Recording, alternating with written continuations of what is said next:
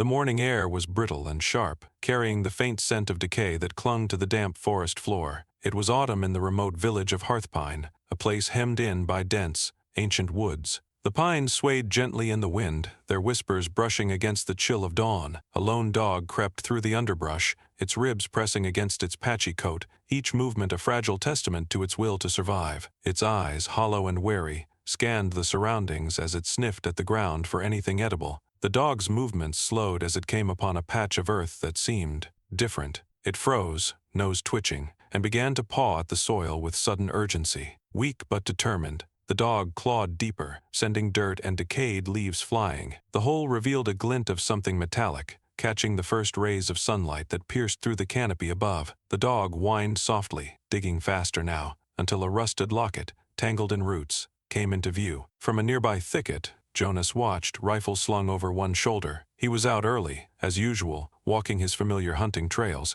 but this scene stopped him in his tracks. His eyes narrowed as he observed the emaciated dog's strange behavior. Most strays in Hearthpine avoided people, this one was no exception. Yet its frantic effort to unearth something drew his attention. Against his better judgment, he stepped forward, boots crunching on fallen leaves. The dog's ears twitched, and it froze, turning its head toward Jonas. A low growl escaped its throat, though it didn't flee. The animal's defiance intrigued Jonas further. Carefully, he lowered himself to one knee and peered into the shallow hole. The locket was old and worn, its once polished surface dulled by time. It bore strange engravings along its edges, faint but intricate, like symbols from an old language long forgotten. Jonas picked it up, brushing away the clinging dirt, and flipped it open. Inside was a faded photograph, barely discernible, of a woman and a child. The woman's features were sharp, proud, yet melancholic, while the child's expression was softer, innocent. "What's this doing here?" Jonas muttered under his breath, his brow furrowing.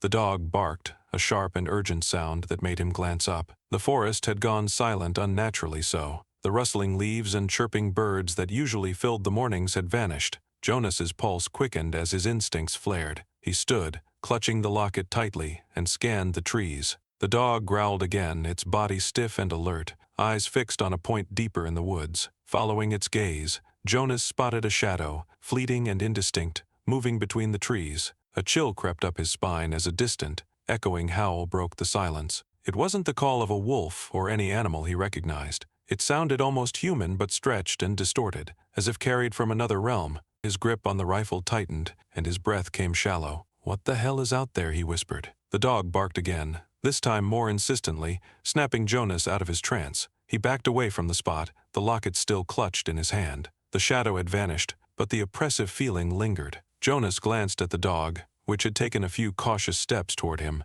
as though urging him to move. Jonas hesitated, his survival instincts warring with his curiosity. Whatever was buried here and whatever was lurking in the woods felt wrong, like an omen of something far beyond his understanding. But before he could decide his next move, another howl pierced the air, closer this time. Jonas turned, his rifle raised, and scanned the forest's edge. The scene ended abruptly, leaving the audience suspended in tense uncertainty, their hearts pounding with questions. Who was the woman in the photograph? What had the dog uncovered? And most importantly, what waited for Jonas in the depths of the forest? Jonas Baird had once been a man of action, a decorated soldier who had served with honor and conviction. The precision and discipline he had honed in the military carried him through years of combat, shaping him into a man who could face danger without hesitation. But no training had prepared him for the night that shattered his life. It was a rainy evening on a winding mountain road, the kind where the fog clung to the ground and headlights barely pierced through the gloom. Jonas was driving, his wife Amelia in the passenger seat,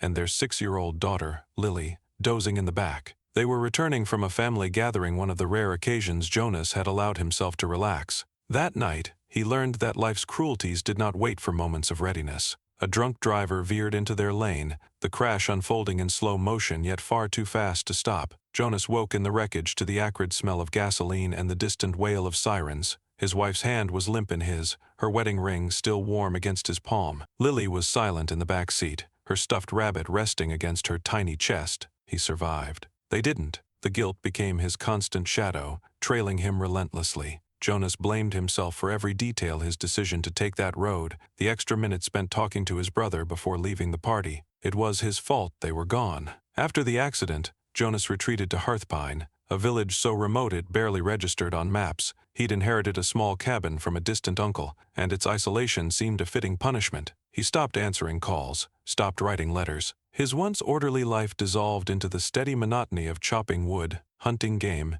and maintaining the cabin. Jonas rarely ventured into the village. When he did, his presence was met with a mix of curiosity and wariness. The townsfolk whispered about the man who spoke little and carried the haunted look of someone who had seen too much. He didn't mind their distance, it was easier that way. But solitude brought no peace. Every night, Jonas relived the accident in his dreams. Every morning he woke to the crushing weight of absence. His only companions were the echoes of what could have been, and the occasional sound of the forest and owl's hoot, the rustle of leaves, the distant cry of a creature he couldn't see. The stray had no name, at least none that the villagers knew. To them it was a ghost, a fleeting presence seen at the edge of the woods, its form emaciated and eyes eerily bright. It had appeared in Hearthpine months ago, emerging from the dense forest like a specter. Most of the villagers avoided it, calling it an omen or a bad sign, as was their way with anything out of the ordinary. The dog's origins were unclear. Some said it had been left behind by a traveling hunter who never returned.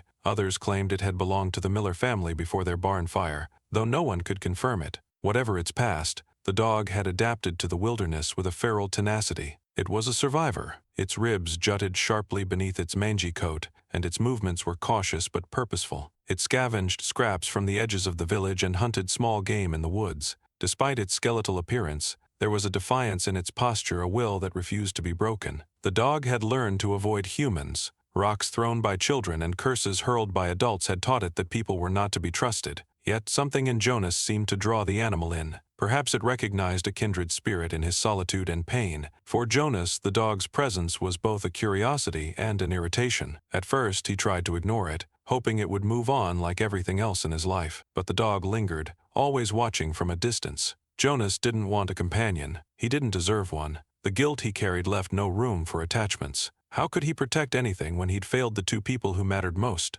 Yet, the dog's persistence gnawed at him. It wasn't like the other strays he'd seen in the village. It didn't beg or cower. It stood firm, meeting his gaze with eyes that seemed to hold a challenge. One cold morning, Jonas found the dog curled on his porch, its body shivering from the frost. He considered scaring it off but stopped when he saw its paw, torn and bleeding. Against his better judgment, he opened the door and muttered, "Stay if you want, but don't expect much." The dog didn't move. It simply looked up at him, and for the first time in years, Jonas felt something stir, a flicker of purpose, faint but undeniable. The dog stayed. Jonas didn't name it, didn't talk to it, but he shared scraps of food and let it sleep near the fire. Slowly, a fragile bond began to form, though neither man nor animal seemed willing to acknowledge it outright. At night, as the dog lay near the hearth, Jonas found himself watching its steady breathing. It reminded him of Lily's small chest rising and falling as she slept, a memory that both comforted and tormented him. He began to wonder about the dog's past.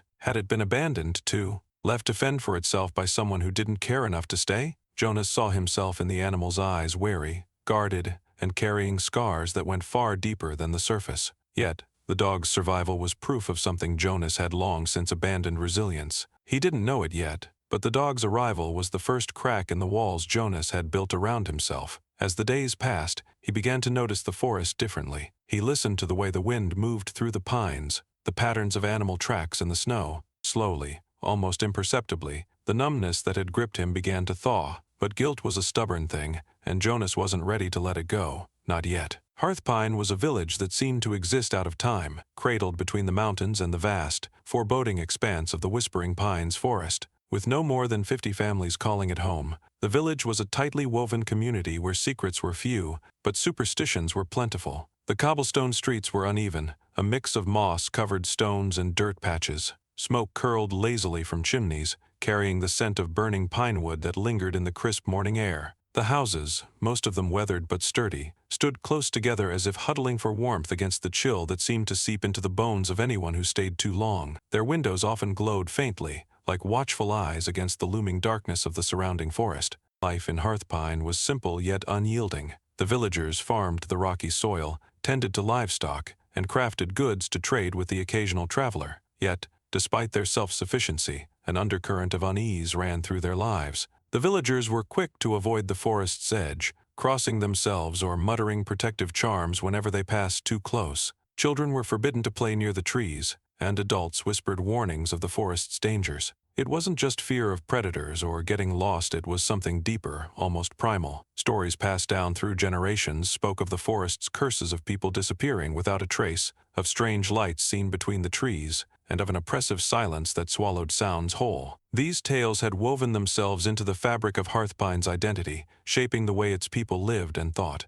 At the heart of the village stood the square, a gathering place for markets and festivals. On most days it was quiet, save for the chatter of the bakers and blacksmiths. Elder Greta, the keeper of local lore, often sat on a bench near the well, spinning tales of the forest's eerie history to anyone brave enough to listen. Her voice carried a weight that made the stories feel more like warnings than entertainment. The forest loomed like a living entity, its dense canopy casting perpetual shadows, even on the brightest days. Its name, Whispering Pines, came from the sound of the wind threading through the trees, a sound that wasn't entirely natural. The whispers seemed to shift, as though carrying secrets meant only for those who dared venture too far inside. The forest was ancient, its roots twisting through the earth like veins through flesh. The pines towered above, their branches interlocking to form a ceiling that blocked out the sun. Beneath them, the ground was soft and uneven, covered in a thick carpet of pine needles and rotting leaves. The air was heavy with the scent of decay and damp earth, tinged with something metallic, like rust.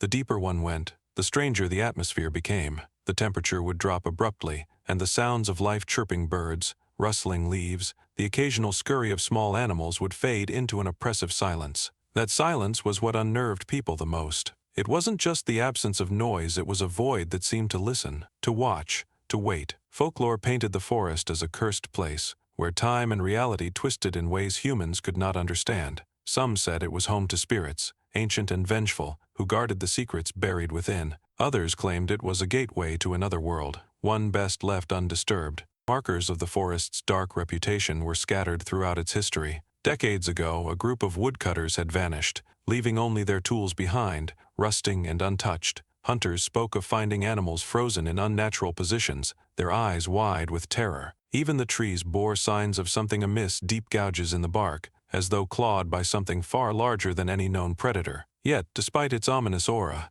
the forest was a necessary part of life in Hearthpine. It provided timber, game, and the medicinal herbs that Marta, the village baker and part-time healer, relied on. Those who braved its depths often returned with stories they refused to share, their eyes haunted and their words guarded. The forest's edge was a place of transition, where the relative safety of the village gave way to the unknown. Standing at the boundary, one could feel the shift in the air, a subtle, almost imperceptible tightening, as though the forest were aware of the intruder. The ground beneath the trees felt alive, shifting slightly underfoot, as if it resented being disturbed. The wind carried faint murmurs, too fragmented to form words but clear enough to unnerve. Shadows moved where no light should have cast them, and the air grew thick, making it hard to breathe deeply. Jonas often found himself drawn to this boundary, standing just close enough to feel the forest's presence but not stepping in. It was both a challenge and a warning, a reminder of the line between man and nature, and the consequences of crossing it. He'd spent enough time near the Whispering Pines to understand why the villagers feared it, though he'd never admitted to sharing their apprehension. One particular night, standing at the edge of the forest, Jonas swore he felt eyes on him. He turned sharply, rifle at the ready, but there was nothing, just the stillness of the pines and the faint rustle of leaves. The feeling didn't leave him, though, and as he walked back to his cabin, the whispers followed, faint and persistent. The forest wasn't just a backdrop to Hearthpine's life, it was a character in its own right, with motives and mysteries that were far from benign. Its presence was a constant reminder that some places were meant to be left untouched. Elder Greta was the unofficial historian of Hearthpine, a role she had inherited through decades of living at the village's heart. Her weathered face, framed by strands of silver hair pulled back into a neat bun, carried the lines of a life spent steeped in stories and secrets. She moved with a deliberate grace, her cane tapping softly against the cobblestones as she traversed the village square. To the villagers, Greta was both a source of wisdom and a figure of mystery. She seemed to know the Whispering Pines better than anyone, though she rarely ventured near it anymore. Her knowledge of its history was unparalleled, her voice heavy with gravity when she spoke of the forest's past.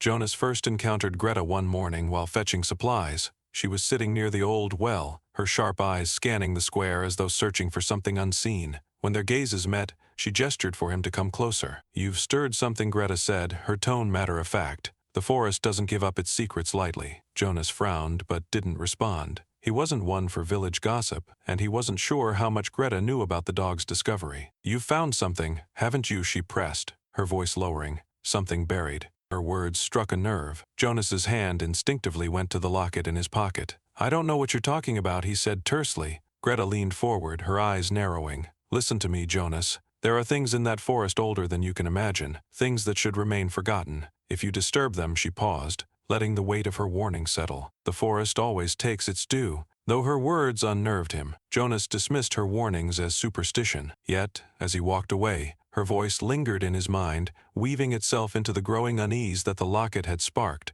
Marta was Hearthpine's baker and its unofficial guardian of the heart. Her small, warm bakery stood at the corner of the village square, the scent of fresh bread and sweet pastries wafting through its open windows. A widow herself, she had turned her grief into action, dedicating her life to the orphaned children of the village. Her laugh was soft but infectious, her smile a balm to even the most troubled souls. Marta had tried to reach Jonas several times since he arrived in Hearthpine. She saw something in his haunted eyes that mirrored her own loss, though she never pushed him to talk. Instead, she showed her care in small ways, leaving a loaf of bread on his porch, or offering a kind word when their paths crossed. One afternoon, Marta spotted Jonas near the edge of the square, the stray dog trailing behind him. She approached cautiously, holding out a fresh roll wrapped in cloth. "For the both of you," she said, glancing at the dog. Jonas hesitated, then took the offering with a muttered thanks. "You know, I've seen that dog before," Marta said, her tone light but curious. "It's a survivor, like you." Jonas frowned, shifting uncomfortably.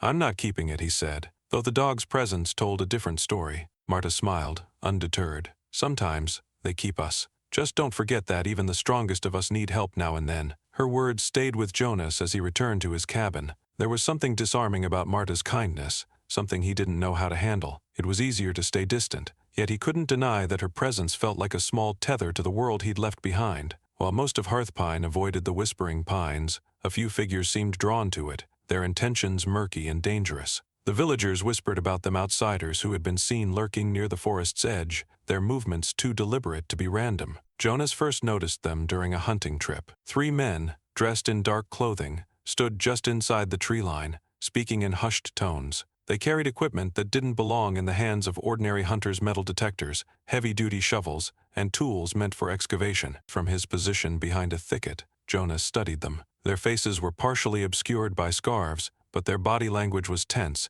their gazes darting nervously into the forest. They didn't look like locals, and they moved with a wariness that suggested they knew the forest's reputation but were willing to risk it. Later that evening, Jonas heard more whispers in the village square. "Treasure hunters," one man said, his voice low. "They think there's gold buried in the forest." "Fools," another muttered. "They'll dig their own graves if they're not careful." The strangers were not just treasure hunters, though. Their presence felt more sinister, their actions too calculated. They seemed to know something about the forest's secrets, something they were willing to exploit, regardless of the risks.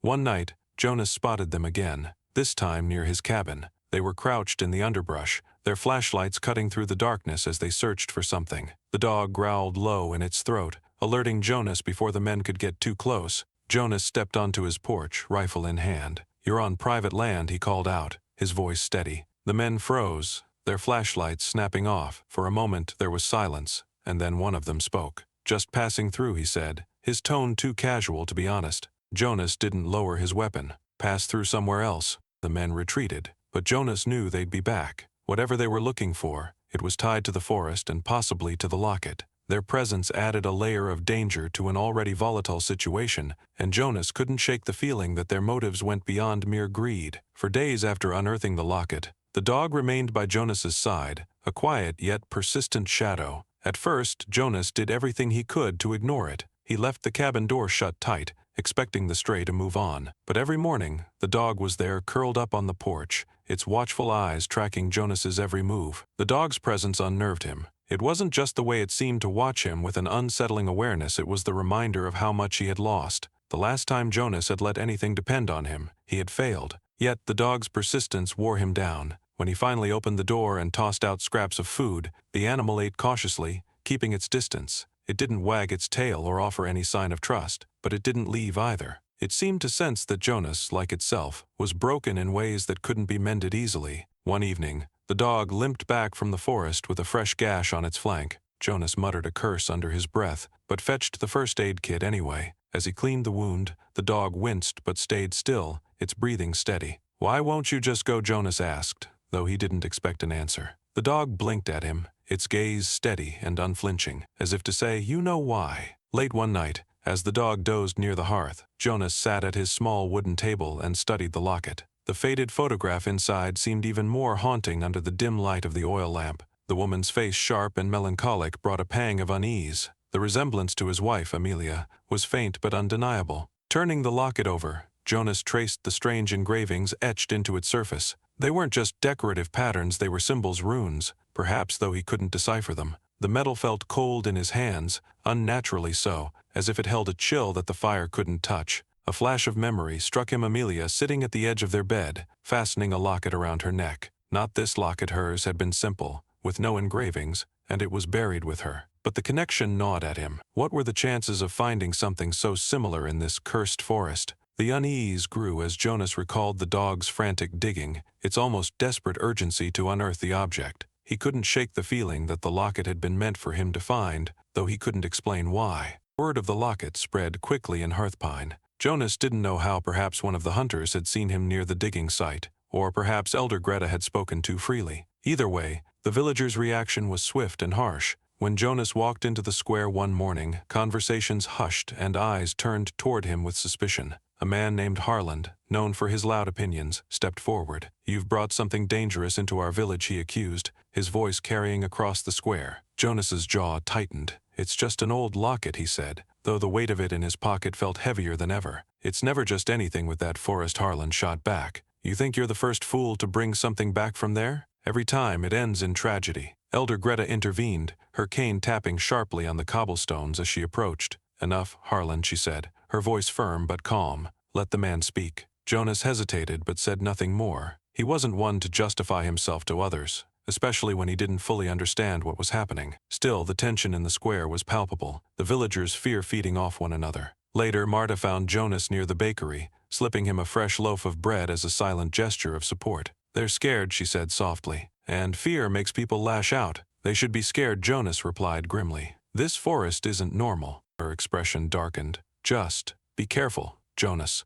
Whatever you found, it's not just your burden anymore. It affects all of us." That night, Jonas dreamed of the accident again. The sound of screeching tires and shattering glass echoed in his mind, but this time it was different. In the dream, the forest was there, its dark pines looming around the crash site. The locket lay in the wreckage, glinting faintly in the firelight. He woke in a cold sweat, the dog watching him from its spot by the hearth. The dream left him shaken, the lines between past and present blurring in ways he couldn't ignore. The locket, the forest, the dog, they were all tied together. Pieces of a puzzle he didn't want to solve but couldn't escape. As he sat on the edge of his bed, staring into the darkness, Jonas felt the weight of his guilt pressing down on him. For years he had told himself that isolation was his penance, but now, for the first time, he wondered if the forest had other plans. The forest felt different when Jonas ventured back to the spot where the dog had uncovered the locket. The air was colder, the light dimmer, as though the trees themselves were conspiring to keep the place hidden. The dog followed close behind, its ears twitching at every sound, its body tense with unease. Jonas had avoided returning for days, haunted by the villagers' warnings and his own growing suspicion about the locket. But curiosity gnawed at him, an itch he couldn't ignore. If there was more buried in the earth, perhaps it would offer answers, or, at the very least, a way to end the growing sense of dread that clung to him. The spot was just as he remembered, a patch of disturbed earth surrounded by moss-covered roots. Kneeling down, Jonas began to dig, his hands working methodically through the damp soil. The dog stood guard nearby, its eyes fixed on the darkened forest beyond. It didn't take long for Jonas to uncover more. First, there were small trinkets, rusted keys, a cracked mirror, a child's wooden toy worn smooth with age. Then came the tools: a knife with a broken blade, a hammer with a splintered handle. Finally, something heavier, a fragment of bone, yellowed and weathered, but unmistakably human. Jonas froze, holding the bone in his hand. His breath quickened as the weight of his discovery sank in.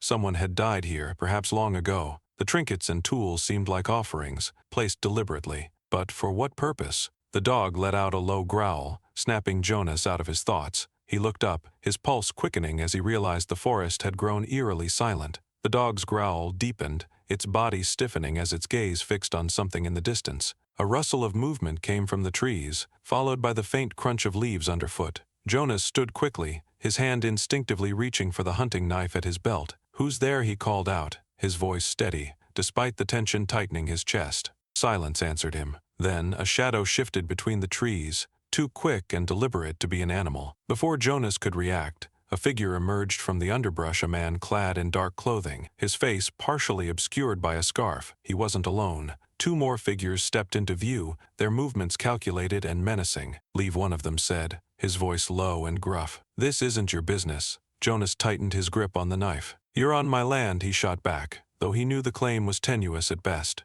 The man took a step closer, his hand resting on a holstered weapon. "You don't understand what you're messing with. Walk away, and you won't get hurt." Jonas glanced at the dog, which had positioned itself between him and the intruders, its growls growing louder. He weighed his options, realizing that the odds were not in his favor. But something about their presence, the way they seemed to know about the artifacts, stoked his defiance. "What's buried here?" Jonas demanded. "Why are you so interested in it?" The man didn't answer. Instead, he signaled to his companions, who began to fan out, cutting off Jonas's escape. The confrontation escalated quickly. One of the men lunged, and Jonas reacted on instinct, slashing with his knife. The blade caught the man's arm, drawing blood, but it wasn't enough to stop him. Jonas ducked a swing from another attacker and lashed out again, his movements honed by years of combat training. The dog joined the fray, lunging at the third man and sinking its teeth into his leg. The man let out a cry of pain, struggling to shake the animal off. Jonas used the distraction to break free, grabbing the locket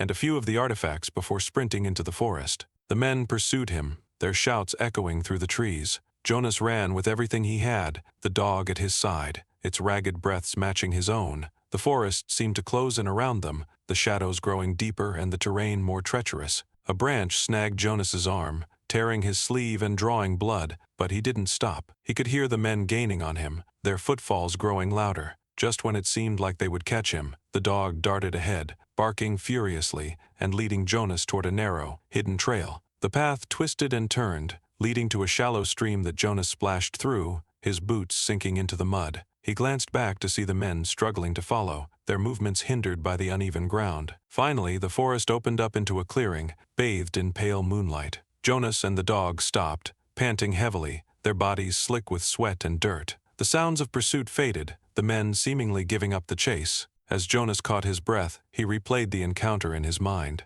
The men weren't ordinary treasure hunters. They had been prepared, their movements too coordinated to be random. They knew about the artifacts, and they had been willing to kill to protect whatever secret the forest held. The dog nudged Jonas's hand, drawing his attention to the locket still clutched tightly in his fist. He opened it again, staring at the photograph and the engravings. The pieces of the puzzle were falling into place, but the picture they formed was far from clear. One thing was certain: the forest's secrets were far more dangerous than he had imagined, and he was now caught in the middle of something far larger than himself. As the dog settled at his feet, Jonas felt a surge of gratitude for its loyalty. "Looks like it's just us," he muttered, his voice low. The dog glanced up at him, its eyes reflecting the same determination that burned within him. They were both survivors, and they would need every ounce of that resilience to face what lay ahead. Jonas hadn't planned to seek advice, but after the ambush and his narrow escape, he found himself drawn to Elder Greta. She was the only one in Hearthpine who seemed to understand the forest's secrets and, perhaps,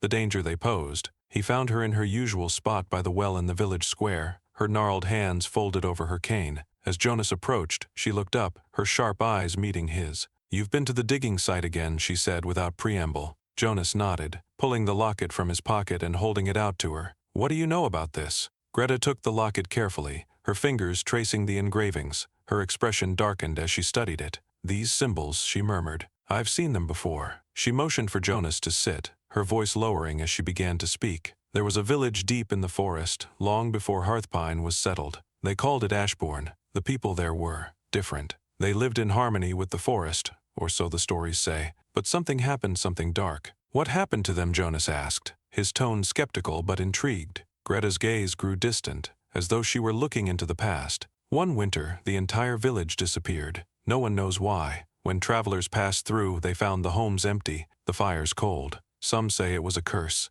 others a punishment for disturbing something they shouldn't have. The forest reclaimed Ashbourne, burying it beneath the roots and soil. but artifacts like this she held up the locket have been found over the years. Each time, they brought misfortune. Jonas frowned, his grip tightening on the table. You're saying this thing is cursed? I'm saying it's a warning, Greta replied. Whatever you've uncovered, it's tied to Ashbourne's fate, and if you're not careful, it could become Hearthpine's fate too. Her words left Jonas unsettled, the weight of the locket heavier than ever. That evening, Jonas returned to his cabin, the dog following closely behind. Greta's story had planted a seed of curiosity, one he couldn't ignore. If Ashbourne had existed, and if the artifacts truly came from there, then perhaps the answers lay buried in its history. Jonas rummaged through his uncle's old belongings, stored in a wooden chest in the corner of the cabin. Among the hunting gear and faded photographs, he found what he was looking for: a collection of maps and journals that had been left behind. The maps were yellowed and brittle, their edges frayed with age. One of them,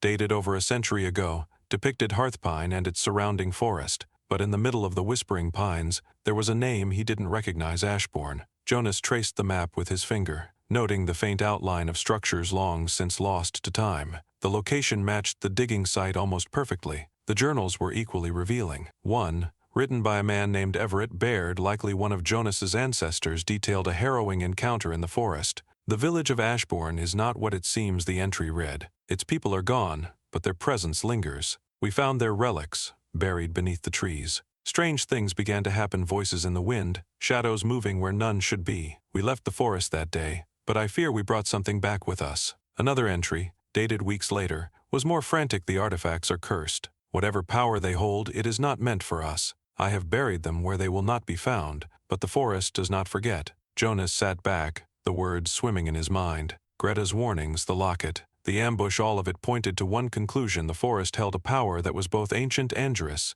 and he was now entangled in its web. As Jonas pieced together the fragments of the story, a theory began to take shape. The artifacts weren't just remnants of a forgotten village, they were part of something larger. The symbols on the locket, the trinkets, the tools, they weren't random. They were part of a ritual, a connection to whatever force had caused Ashbourne's downfall. But there was something else: a recurring mention in the journals of a treasure hidden within the forest. Everett's writings hinted at a relic of immense value, one that could bring prosperity or ruin, depending on how it was used. Jonas's instincts told him that this treasure was more than gold or jewels. It was tied to the forest's power, a key to understanding Ashbourne's fate and possibly preventing Hearthpine from sharing it. As Jonas closed the journal and stared into the fire, the weight of his predicament settled heavily on his shoulders. He didn't ask for this, didn't want to be a part of whatever was unfolding, but the forest had chosen him, and ignoring it was no longer an option. The dog nudged his leg, breaking him from his thoughts. Jonas reached down to scratch behind its ears, finding a small comfort in its presence. "Looks like we've got a lot of work ahead," he muttered. For the first time in years, Jonas felt a spark of purpose, but with it came an unshakable fear. The path ahead was fraught with danger, and the choices he made could determine not only his fate, but the fate of the entire village. Jonas had spent years perfecting the art of keeping people and emotions at arm's length. Yet, as the dog continued to follow him everywhere, the barriers he had erected around his heart began to crack. Its unwavering loyalty stirred something he thought had long since withered: connection. At first, Jonas resisted. The dog was just another complication in a life he had carefully stripped of attachments, but there were moments that tested his resolve. One bitterly cold morning, he awoke to find the dog curled against the door of the cabin, its body shivering. When he opened the door, it looked up at him with eyes that seemed to say, "Why fight this?" Jonas grumbled but let it inside. The dog's presence became a quiet, constant comfort, padding softly as Jonas worked, resting by the hearth at night. Though he never gave it a name, he found himself talking to it, sharing fragments of his thoughts, as if the act of speaking them aloud might lighten their weight. Still, the bond came with unease. Jonas feared what it would mean to care again, to depend on something other than himself. Memories of losing his wife and daughter haunted him, whispering that attachments only brought pain. The quiet of Hearthpine shattered one fateful evening. Jonas was sitting on his porch, sharpening his knife, when the distant sound of shouting reached his ears. He stood, his heart pounding as he strained to listen. The dog growled low, its body tensing, and Jonas knew something was wrong. Grabbing his rifle, he made his way to the village square, the dog close behind. What he found was chaos. A group of armed men, strangers, were tearing through the village, demanding to know who had found the artifacts. "We know it's here," one of them bellowed, gripping a terrified villager by the arm. "Tell us where it is, and no one gets hurt." Jonas recognized the men immediately. They were the same shadowy figures who had ambushed him in the forest. His grip on the rifle tightened as anger surged through him. The poachers were no longer content to lurk in the shadows. They had brought their hunt to Hearthpine.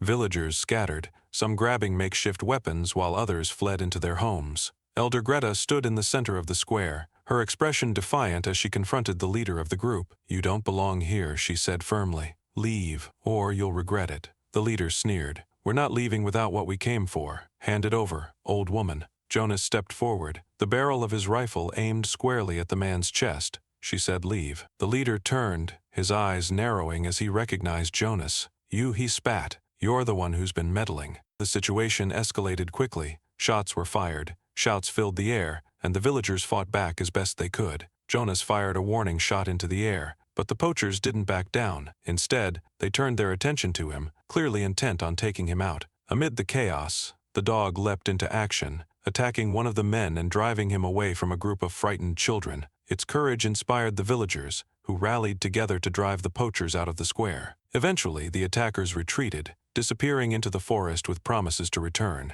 The square fell silent, the air thick with tension and the acrid smell of gunpowder. Elder Greta approached Jonas, her expression grim. "They'll come back," she said, "and next time, they'll be more dangerous." Jonas nodded, his mind racing. The poachers weren't just after treasure, they were after something far more valuable, and they wouldn't stop until they had it. In the days that followed, Jonas knew the poachers were watching. He could feel their eyes on him whenever he ventured near the forest. He decided to take the fight to them, determined to uncover their plans and end the threat they posed to Hearthpine. One afternoon, armed with his rifle and the locket, Jonas ventured deep into the woods. The dog followed, its ears pricked and its movements cautious. As they neared the digging site, Jonas spotted a crude trap, a wire strung low across the path, meant to trip an unsuspecting victim. Before Jonas could react, the dog darted forward, barking furiously. In its haste, it triggered a second trap, a hidden snare that sprang with a sickening snap, catching the dog's leg. The animal yelped in pain, its body thrashing as it tried to free itself. "Damn it!" Jonas dropped to his knees, his hands shaking as he worked to release the snare. The dog whimpered, its eyes wide with pain but still fixed on Jonas as if to say, "Don't give up." Finally, the trap released, and Jonas scooped the dog into his arms. Blood stained its fur, and Jonas felt a pang of guilt so sharp it nearly took his breath away. He had brought it here, and now it was paying the price for his decisions. Carrying the injured animal, Jonas retreated to the safety of his cabin. He spent the night tending to its wounds, his hands steady despite the storm of emotions raging inside him. "You saved me," he murmured, his voice rough with emotion, "and I won't let you down." The dog's injury only deepened Jonas's resolve. He wasn't just fighting for himself anymore, he was fighting for the village, for the dog, for the chance to finally confront the guilt that had defined his life for so long. The attack on the village and the dog's injury left no doubt in Jonas's mind. The poachers were not going to stop until they had what they wanted. The forest's secrets were more dangerous than he had ever imagined, and the lines between survival, loyalty, and purpose were becoming increasingly blurred. As Jonas stared into the fire that night, the dog resting at his feet, he felt a shift within himself. He wasn't just a man running from his past anymore. He was a protector, and the forest had given him something worth fighting for. But the path ahead was far from clear. The poachers were still out there, and whatever power the forest held was as much a threat as it was a mystery. Jonas knew he would need every ounce of courage and cunning to face the challenges that lay ahead. The days following the dog's injury were a quiet yet pivotal time for Jonas. He dedicated himself to its recovery, cleaning the wound, changing the bandages, and speaking softly to it as it rested by the fire. The dog's resilience amazed him. It didn't whimper or resist, only watched him with those unwavering, intelligent eyes. One evening, as Jonas sat cross-legged on the floor, running his fingers gently over the dog's fur, a thought struck him. For all his life, he had avoided naming the dog. It had felt too much like forming an attachment,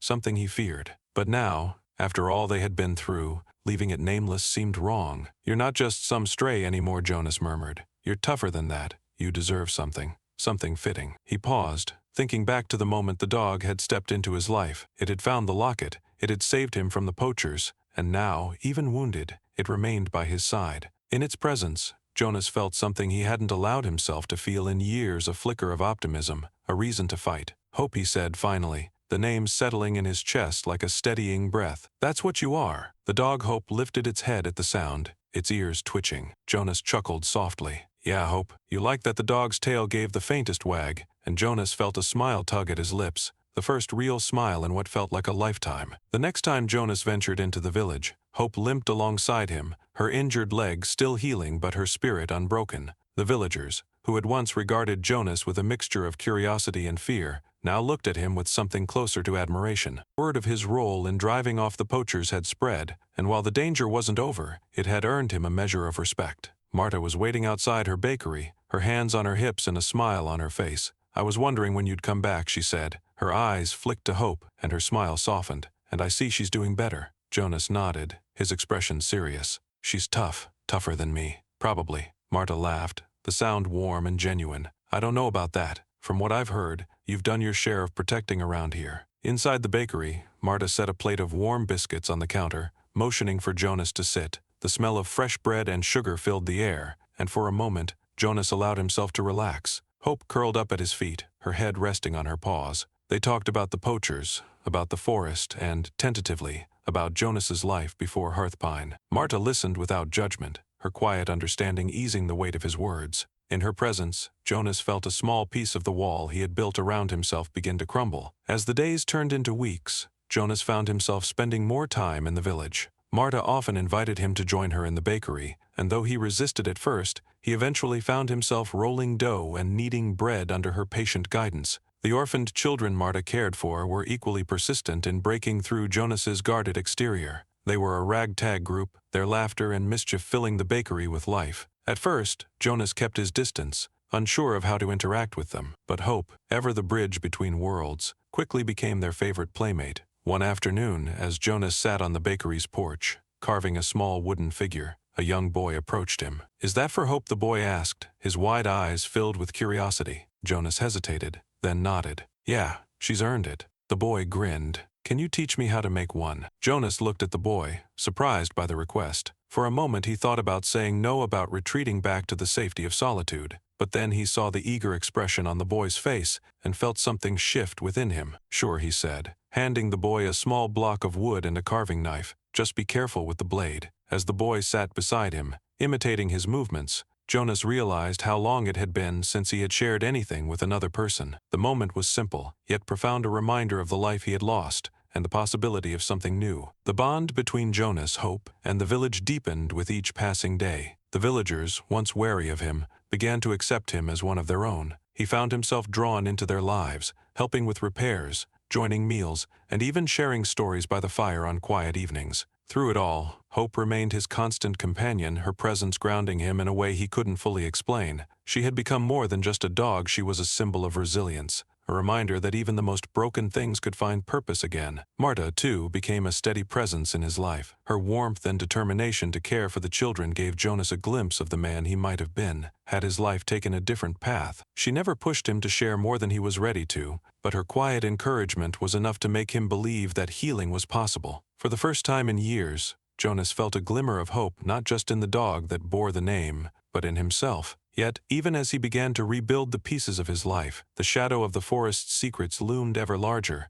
a reminder that peace was fragile and the fight was far from over. Jonas's investigations into the artifacts uncovered at the digging site grew more intense. Late nights were spent poring over the old journals and maps he had found, their cryptic writings hinting at truths that eluded him. One passage stood out above the rest, written by Everett Baird. "The artifact is no mere relic. It hums with life, a power not meant for mortal hands. It speaks to the forest, and the forest listens." The description aligned with the engravings on the locket, which Jonas realized were not just decorative, they were part of a larger pattern, one that matched symbols carved into the trees near the digging site. These symbols, he deduced, were tied to the ancient village of Ashbourne and the fate that had befallen its people. His suspicions were confirmed when Elder Greta shared an old story. A talisman, crafted by Ashbourne's ancestors, was said to control the balance of the forest. When the villagers had grown greedy and sought to exploit its power, the forest turned against them, swallowing their village whole. "This isn't just treasure," Jonas muttered to himself as he studied the map by firelight. "It's something far more dangerous." The realization sent a chill through him. The poachers weren't after gold, they were after the talisman, a relic capable of immense power, and if it fell into the wrong hands, it could spell disaster not only for Hearthpine but for the forest itself. The poachers, aware of Jonas's involvement with the artifacts, grew bolder in their efforts to retrieve the talisman. Their next move was both brutal and strategic. They kidnapped several villagers, including Marta and a group of the orphaned children, using them as leverage. Jonas was in the forest when it happened, hunting for clues about the talisman's location. He returned to the village to find chaos houses ransacked, villagers huddled together in fear, and Elder Greta trying to calm them. "They took them," Greta said gravely, her voice trembling. "They said they'd release them if you led them to the treasure." Rage surged through Jonas, his fists clenching at his sides. The thought of Marta and the children in danger was enough to make his blood boil. Hope, sensing his distress, barked sharply, her body tense with readiness. Jonas didn't hesitate. With the locket and the map in hand, he set out into the forest, determined to end the poachers' reign of terror. Jonas tracked the poachers to a clearing deep in the Whispering Pines, where they had set up a crude camp. The villagers were tied up, their faces pale but defiant. Marta met Jonas's gaze, her eyes filled with both relief and worry. The leader of the poachers stepped forward, his expression smug. "You're late," he said. "But I suppose that doesn't matter. You know why we're here." Jonas kept his voice steady. "Let them go, and I'll take you to what you're looking for." The leader laughed coldly. "You think I trust you? No, you're going to lead us there, and then we'll decide what happens to them and to you." Jonas had no choice but to comply. With hope at his side, he led the group deeper into the forest, following the map to a location marked with strange symbols. The journey was tense, the poachers' weapons always at the ready. Jonas kept his movements deliberate, his mind racing for a way to outmaneuver them. As they neared the site, the weather began to change. Dark clouds rolled in, casting the forest in an eerie twilight. The wind picked up, howling through the trees and carrying with it the faint sound of whispers.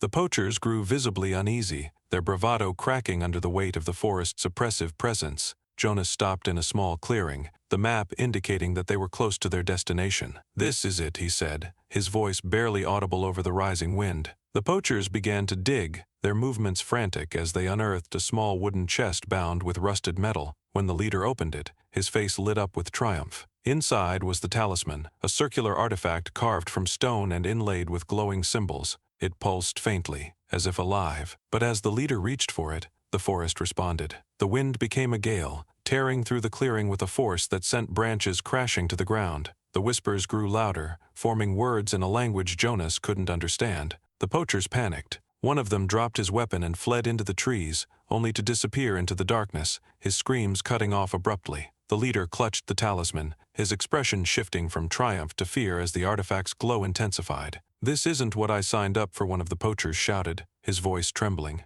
Jonas seized the moment. With Hope's help, he tackled the leader, knocking the talisman from his grasp. The artifact hit the ground and pulsed violently, sending a shockwave through the clearing. The storm reached its peak, trapping everyone in a chaotic maelstrom of wind, rain, and noise. Jonas scrambled to free the villagers, shouting for them to run as the forest closed in around them. Marta and the children clung to each other, their faces pale but determined as they followed Jonas's lead. Hope stayed by Jonas's side, her injured leg barely slowing her down. Together they fought their way through the storm, the talisman's glow fading as they left it behind. By the time they emerged from the forest, the storm had begun to subside. The villagers, though shaken, were safe, and Jonas breathed a sigh of relief as he counted their numbers. The poachers were gone, their fate sealed by the forest they had sought to exploit. Jonas didn't know whether they had fled or been consumed by the forest's wrath, but he didn't care. What mattered was that the talisman was no longer in their hands. Elder Greta met them at the village's edge, her expression grave as she took in the exhausted group. "The forest spared you," she said softly, "but it won't always be so merciful." Jonas nodded, his mind heavy with the knowledge that their ordeal was far from over.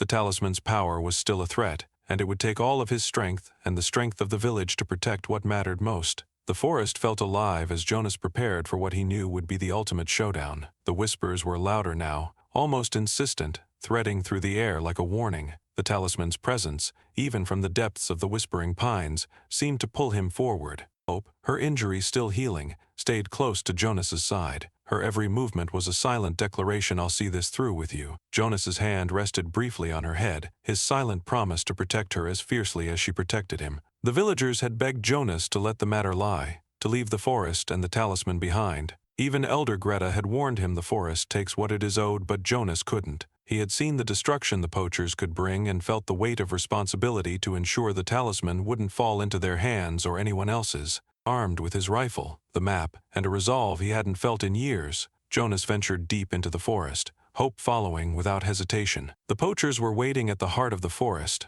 a place Jonas recognized from the journals and maps. The clearing was dominated by a massive, gnarled tree, its roots twisting through the ground like veins. In its center was a natural altar, where the talisman now rested, its glow pulsing faintly in the dim light. The poachers were fewer in number. Many had fled after the storm, but those who remained were the most dangerous. Their leader stood near the altar, his hand hovering over the talisman, as though he could already feel its power coursing through him. "You came," the leader said, his voice cold and mocking. "I knew you couldn't leave it alone." Jonas stepped into the clearing, his rifle trained on the man. "Let's end this," he said. The leader smirked, raising his own weapon. "Gladly." The air grew taut as the two sides squared off. Jonas moved with precision, his military training guiding him as he fired his rifle, keeping the poachers at bay. The battle was chaotic, the sounds of gunfire and shouts blending with the eerie whispers of the forest. Hope darted through the chaos, her limping form a blur as she lunged at one of the poachers, disarming him with a ferocity that belied her size.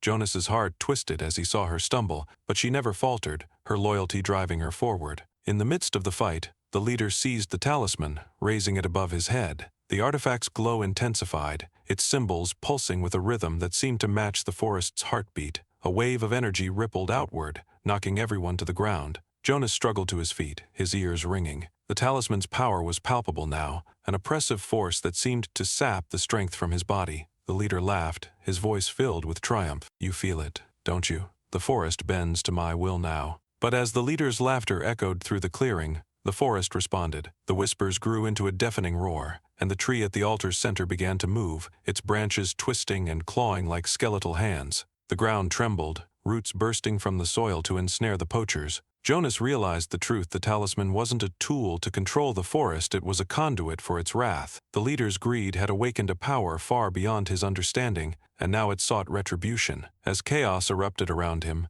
Jonas's memories came flooding back. The crash, the loss of Amelia and Lily, the years of guilt and isolation. He had spent so long running from the past, convinced that his failures defined him. But now, with the forest tearing itself apart and the villagers' lives hanging in the balance, Jonas felt something shift within him. He wasn't the man he had been all those years ago, but he wasn't powerless. He could still fight. He could still protect. Hope's bark snapped him back to the present. She stood between him and the altar, her body tense, her eyes fixed on the leader. Jonas's chest tightened as he realized what she was about to do. "No," he whispered, stepping forward. "Don't." But Hope didn't hesitate. With a fierce growl, she lunged at the leader, knocking the talisman from his grasp. The artifact hit the ground, its glow surging one final time before the forest consumed it. A blinding light filled the clearing, and Jonas shielded his eyes as the energy from the talisman dissipated into the air. When the light faded, the leader and his remaining men were gone, their fates sealed by the forest's wrath. Jonas stumbled toward the altar, his heart pounding as he searched for Hope. He found her lying on the ground, her breath shallow, her body still. "No," Jonas said,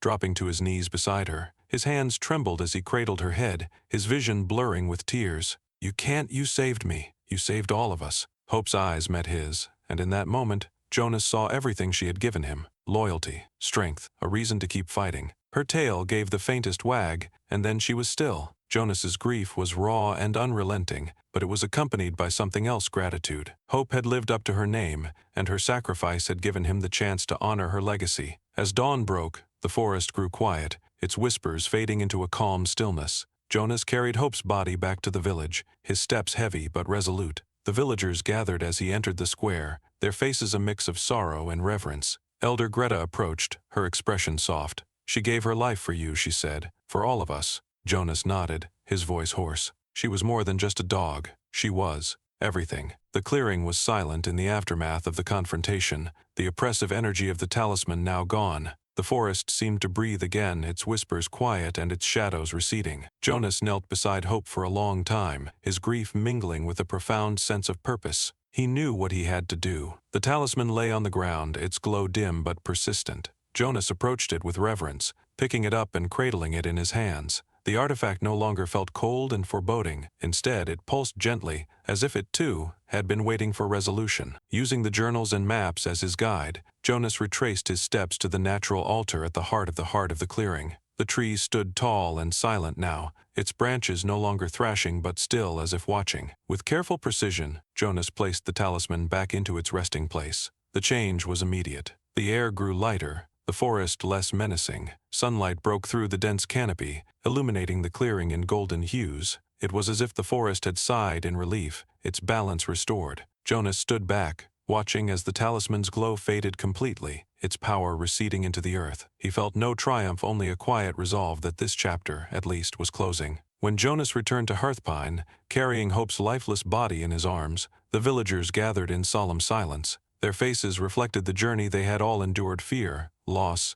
and now, the beginnings of hope. Elder Greta stepped forward, her cane steady against the uneven ground. "The forest is at peace," she said softly. "And so, too, must we be." Jonas nodded, his voice hoarse. "She saved us all," he said, his gaze dropping to Hope, "more than any of us deserved." The villagers rallied around Jonas, their grief for Hope mingling with a newfound sense of unity. They helped prepare a resting place for her at the edge of the forest, where her courage and sacrifice could be remembered. As the first shovel struck the earth, Jonas found himself surrounded by hands willing to help, a stark contrast to the isolation he had once chosen. In the weeks that followed, Hearthpine began to heal. The attack by the poachers had left scars, damaged homes, shaken spirits, but it had also forged bonds that had long been frayed. The villagers, once divided by fear and superstition, worked together to rebuild. Jonas found himself at the center of their efforts, not as a leader, but as someone they trusted. He helped repair roofs, rebuild fences, and even shared his knowledge of the forest to help gather resources safely.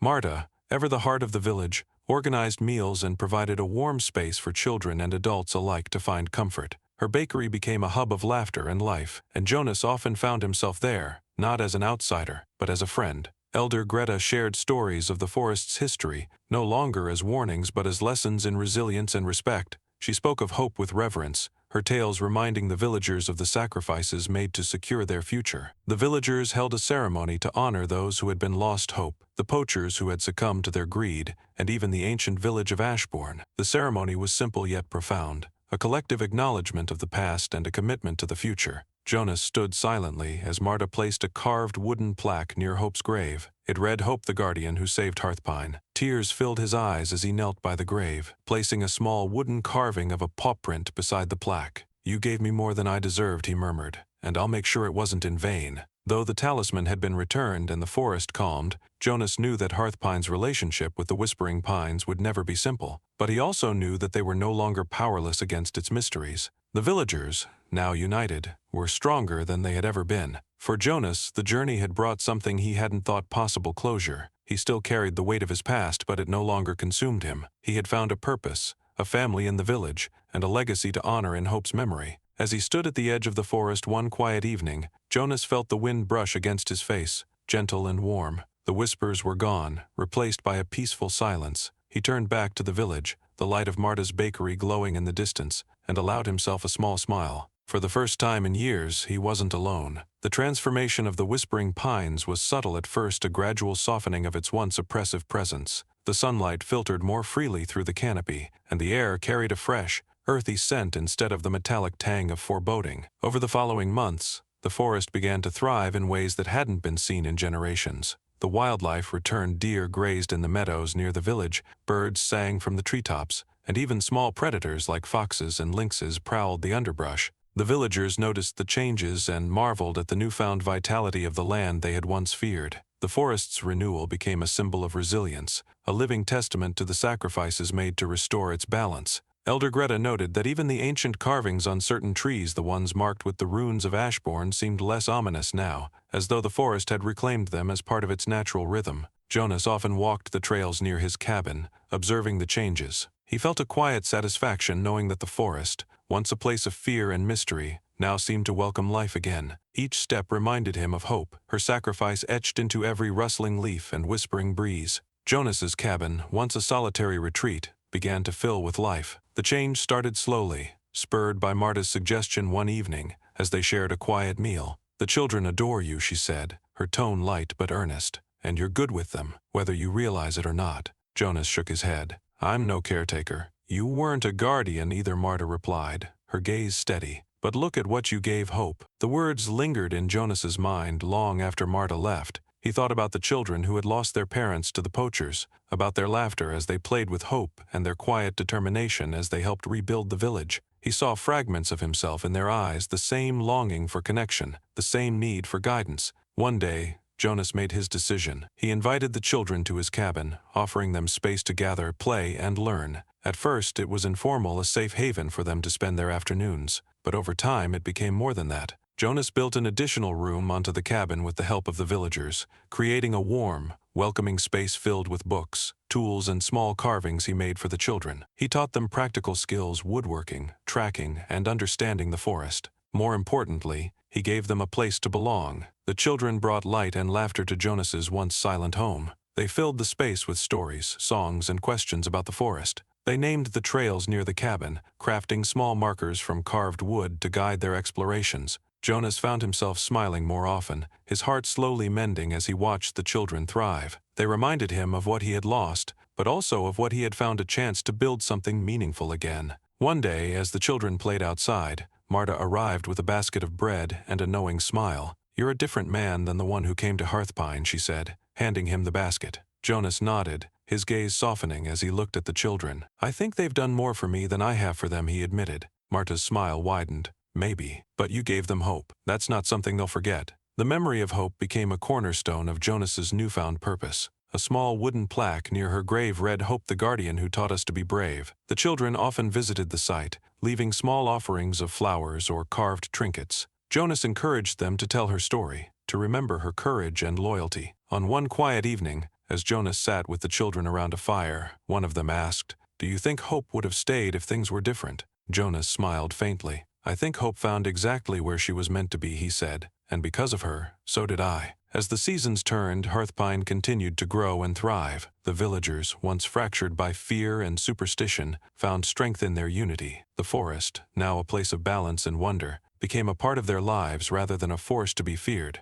Jonas, once a man consumed by guilt and grief, had found a family in the children and the village. Though the pain of his past would always linger, it no longer defined him. He had learned to carry it with grace, using it as a foundation for the life he was building. One morning, as he stood on the porch of his cabin, watching the children explore the forest with Marta nearby, Jonas felt something he hadn't felt in years: peace. The forest had given him a second chance, and he intended to honor it. The wind stirred the trees, carrying with it a soft whisper that Jonas liked to think was Hope's way of saying, "Well done." In the months following the climactic events in the Whispering Pines, Jonas found himself compelled to put pen to paper. Sitting by the warm glow of the hearth, with the forest outside his window humming with life, he began to write. The journal wasn't just for himself, it was for the village, the children, and those who might one day wander into the forest and stumble upon its mysteries. Jonas wrote about everything: the locket, the talisman, the legends of Ashbourne, and, most importantly, about Hope. "Hope taught me what it means to live again," he wrote. "She reminded me that even in the darkest places, there is light to be found if you're brave enough to look for it." His words were raw and honest, chronicling his transformation from a man consumed by guilt to someone who had found purpose and family. He included lessons for those who might follow, urging them to respect the forest and remember the sacrifices made to restore its balance. When he finished, Jonas placed the journal in the village square's small library, where Elder Greta's collected stories were also kept. It was his way of ensuring that Hope's legacy and the lessons of their journey would never be forgotten. Inspired by Jonas's bond with Hope, the villagers decided to create something lasting in her honor. With Marta leading the effort, they established a sanctuary for abandoned and injured animals on the outskirts of the village. The sanctuary became a place of healing, not just for animals but for the villagers as well. Children cared for the animals, learning responsibility and compassion, while adults found solace in the quiet companionship of the creatures they tended. A wooden sign at the sanctuary's entrance bore Hope's name, along with the inscription for the loyal and the lost, "May you always find your way home." Jonas often visited the sanctuary, helping with repairs or simply sitting with the animals. Though he had lost Hope, he felt her presence in every wagging tail and soft nuzzle. The sanctuary wasn't just a tribute to her, it was a testament to the bond that had saved him, and, ultimately, the village. One crisp autumn morning, Jonas stood on the porch of his cabin, gazing at the horizon. The forest stretched out before him, its trees vibrant with the colors of fall. The children played in the clearing nearby, their laughter mingling with the distant calls of birds. Marta joined him, handing him a steaming cup of tea. "You've come a long way," she said, her voice warm. Jonas nodded, a faint smile tugging at his lips. "We all have." He felt the weight of the past, but it no longer defined him. Instead, it had become a part of the foundation he was building, a life filled with purpose, connection, and hope. As the sun rose higher, painting the sky with shades of gold, Jonas took a deep breath. For the first time in years, he felt a peace that wasn't fleeting. The future was uncertain, but he no longer feared it. What would you have done in Jonas's place? Would you have followed Hope into the unknown, risking everything for the chance to make a difference? Hope wasn't just a dog, she was a symbol of what we can become when we trust, when we care, and when we refuse to give up. Her story reminds us that even the smallest acts of loyalty and kindness can ripple outward, creating change we never imagined. What does hope mean to you? How have the connections in your life shaped who you are? We'd love to hear your stories. Share them in the comments below, and let's keep this conversation alive.